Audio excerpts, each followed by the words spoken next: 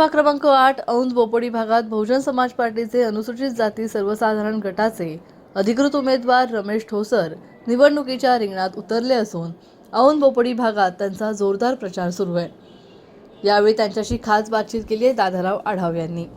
औंध परिसरामध्ये आहोत। या ठिकाणी बहुजन समाज पार्टीचे जे काही उमेदवार आहेत ते रमेश ठोसर आपल्याबरोबर आहेत। त्यांनी जर आत्तापर्यंत आपण त्यांचा जर इतिहास पाहिला तर त्यांनी चांगल्या प्रकारे या भागामध्ये काम केलेलं आहे आणि आंबेडकर विचारी आंबेडकर चळवळीचे नेते म्हणून त्यांचे RTIच्या माध्यमातून पुणे शहरामध्ये ओळख आहे। ही ओळख जपत असताना त्यांना त्यांच्यावरती विश्वास दाखवून त्यांना या ठिकाणी बहुजन समाज पार्टीचं तिकीट प्रदान केलेलं आहे। आपण त्याविषयी त्यांच्याकडून जाणून घेऊ।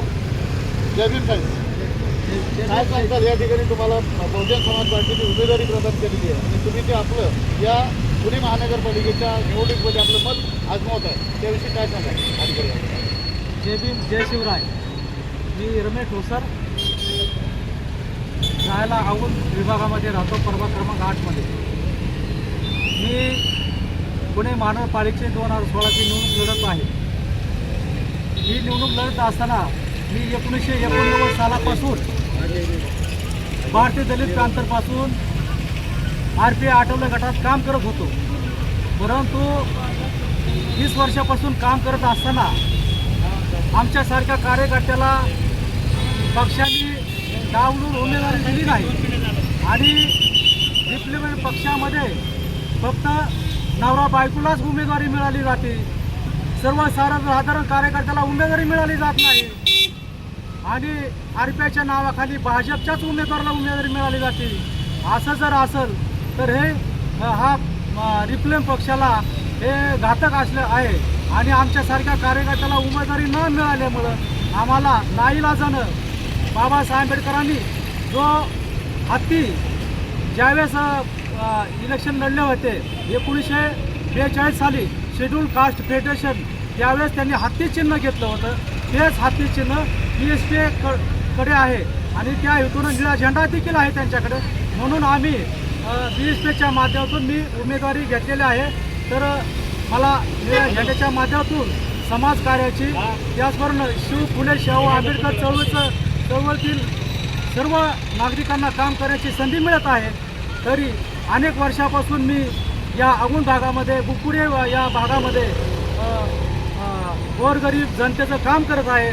झोपडपट्ट्याचा प्रश्न असू द्या, हातगाड्यावर अतिक्रमणाचा जो प्रश्न असू द्या, पाण्यासाठी जो प्रश्न असेल त्यासाठी हंडा मोर्चा आम्ही काढलेला आहे। त्याचप्रमाणे औंध भागातील जो पर्याय चौक आहे त्या चौकाला जिजामाता चौक नाव देण्यात यावं, त्यासाठी देखील आम्ही आंदोलन केलेले आहेत। त्याचप्रमाणे औंधमध्ये जे SRA काही पुढारी दलाल लोकांना झोपडपट्टी धारकाला फसवून त्यांचे अग्रीमेंट केलेले आहेत, त्याला देखील मी कडाडून विरोध केला होता। परंतु गोरगरीब जनतेला या इथल्या काही पुढाऱ्यांनी त्यांना फसवून, गोरगरिबाला जनतेला फसवून झोपडपट्टीच्या नावाखाली दलाली करून त्यांनी इथल्या नागरिकांना झोपडपट्टी धारकांना फसविलेलं आहे। तरी त्या लोकांना फसविलेल्या झोपडपट्टी धारकांना तरी त्या लोकांना फसवू नये म्हणून आणि पुढील काळात एकाही झोपडपट्टीला हात लावू नये म्हणून, बिल्डरच्या घशात झोपडपट्टी जाऊ नये म्हणून मी नगरसेवकासाठी या भागातून प्रभाग क्रमांक 8मधून उभा आहे। तरी मला जनतेने भरघोस मताने निवडून द्यावं। त्याचबरोबर मी सध्या प्रचार करत असताना सोसायटीचा भाग असू द्या, गावठाणाचा भाग असू द्या किंवा झोपडपट्टीचा भाग असू द्या, त्या भागातून मला भरभरून प्रतिसाद मिळत आहे। त्यामुळं मी त्याचबरोबर माझ्या भागात माझे प्रतिस्पर्धी जे आहेत ते प्रतिस्पर्धी एक भाजपचा उमेदवार आहे, त्याचबरोबर काँग्रेसचे उमेदवार आहेत आणि राष्ट्रवादीचे उमेदवार आहेत। परंतु या भागामध्ये माझे जे विरोधक आहेत, मागील काळामध्ये जे नगरसेवक होते त्या नगरसेवकांनी बाबासाहेब आंबेडकरचा पूर्ण पुतळा काढायचा आहे म्हणून त्यांनी अंदाजपत्रकामध्ये 2017-18च्या अंदाजपत्रकामध्ये त्यांनी 20 लाख रुपये मंजूर केले आणि ते पैसे 20 लाख रुपये पूर्ण परत करण्यासाठी मंजूर केले आणि त्या नगरसेवकांनी ते पैसे पूर्ण पुतळ्यासाठी न वापरता ते पैसे ड्रेनेज लाईन साफ करणे, त्याचप्रमाणे कचरा उचलणे, मैला साफ करणे ह्यासाठी त्यांनी ते पैसे वर्ग केले आहेत. म्हणून अशा नगरसेवकाला परत एकदा आपण निवडून देऊ नका. शिवाजी महाराज बाबासाहेब आंबेडकर यांच्या नावानं मतं मागतात आणि महानगरपालिकेत गेले की त्यांच्या नावानं पैसे आले की दुसरीकडे वर्ग करायचे. म्हणून अशा लोकांना आंबेडकरी जनतेने यांनी संविधानवादी लोकांनी त्यांना घरी बसवावं आणि अशी दीनदुबळ्या जनतेची बाबासाहेबाच्या पुतळ्याच्या नावाखाली अशी लूटमार करण्याला अशा समाजातील दलाला घरी बसवलं पाहिजे. म्हणून माझी आंबेडकरवाद्यांना संविधानवाद्यांना कळकळीची विनंती आहे, जे बाबासाहेबाच्या पुतळ्याच्या नावाखाली पुतळ्याच्या नावाखाली ज्यांनी पैसा वर्ग केला ड्रेनेज लाईन साफ करण्यासाठी त्याला घरच बसवलं पाहिजे अशी मी मागणी करत आहे. आणि दुसरी गोष्ट त्यांना जनतेने जाब विचारला पाहिजे. प्रभाग क्रमांक 8 मधील सर्व जनतेने जाब विचारला पाहिजे की बाबासाहेब आंबेडकरच्या पुतळ्याचा पैसा हा गेला कुठं, कुणाच्या घशात गेला हा पैसा. म्हणून मागील जे नगरसेवक होते उपमहापौर होते यांना आपण जाब विचारला पाहिजे जनतेने की हा बाबासाहेबाच्या आंबेडकरच्या पुतळ्याचा पैसा कुणाच्या घशात गेला, टक्केवारी कुठं गेली, म्हणून हे विचारलं पाहिजे. आणि पुढील काळात आम्ही आवण भागातील वाहतुकीचा व्यवस्था असू द्या, झोपडपट्ट्याचा जो प्रश्न असेल, नागरिकाच्या सुविधाचा प्रश्न असतील, त्याचप्रमाणे दुसऱ्या आणखी विकास कामे असतील, लाईटीचा प्रश्न असेल, गटारच्या समस्या करण्यासाठी मी तुम्हाला थोडं थांबवतो. ह्याच्यामध्ये तुम्हाला जास्तीत जास्त मताने विजय केलं पाहिजे. यासाठी नागरिकांना, मतदारांना, जनतेला काय आवाहन कराल?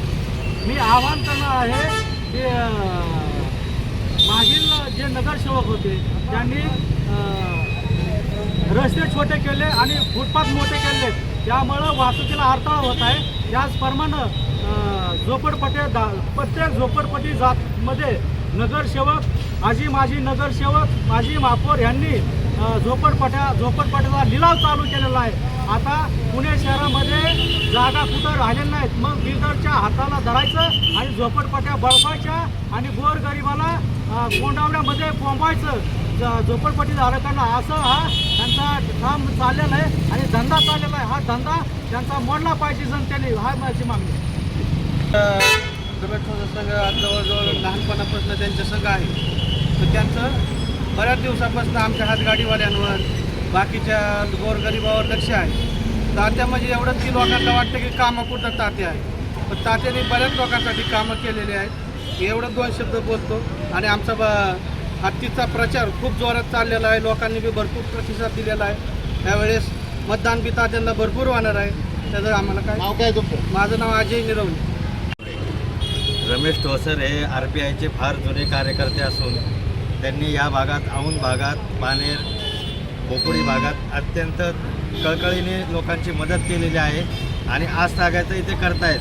त्यांना बहुजन समाज पार्टीने अधिकृत उमेदवारी डिक्लेअर करून अत्यंत चांगले काम केलेलं आहे आणि जनतेने सुद्धा त्यांना यापुढे काम करण्याची चांगली संधी द्यावं हीच आमची इच्छा आहे. सर आमच्या रमेश ठोसरने खूप चांगलं काम करतात. आता मी माझे लेकरं लहान असल्यापासून मी काम करते. माझा नवरा खूप लोकांचं कामं करतात. लोकांनी माझं एवढंच म्हणणं आहे की समजांनी अशा मनुवाद्यांना मतदान करू नये, अशा मनुवाद्याला घरी बसवावा.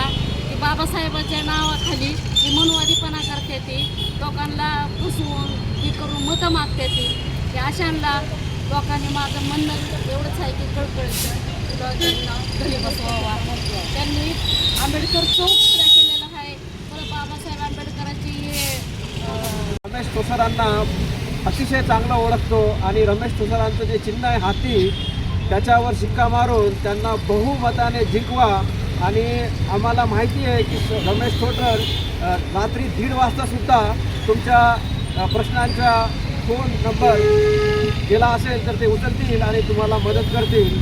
आणि त्यांनी जे काम केलेलं आहे त्यांचं नाव सुवर्ण अक्षरात बाबासाहेब आंबेडकरच्या स्टॅच्यूवर लिहिलं गेलेलं आहे.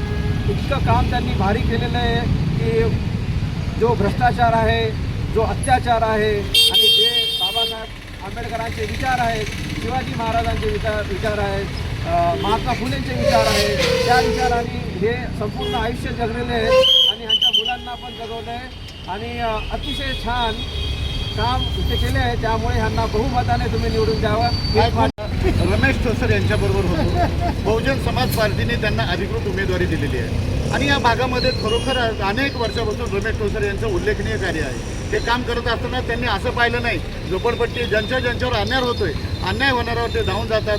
अनेक कामं त्यांनी या भागामध्ये केलेले आहेत. आता पुढील काळामध्ये जे काही राहिलेले 7-8 दिवस आहेत त्या 7-8 दिवसामध्ये त्यांचा प्रचार असेल, त्यांच्याकडे येणारे मोठमोठे नेते असतील, कशी रंगत प्रचारामध्ये येतील ते आपण पाहूयात. तोपर्यंत आपण थांबूयात. तोपर्यंत पाहता महाराष्ट्र न्यूज, आंबेडकर वसाहत, औंध, पुणे.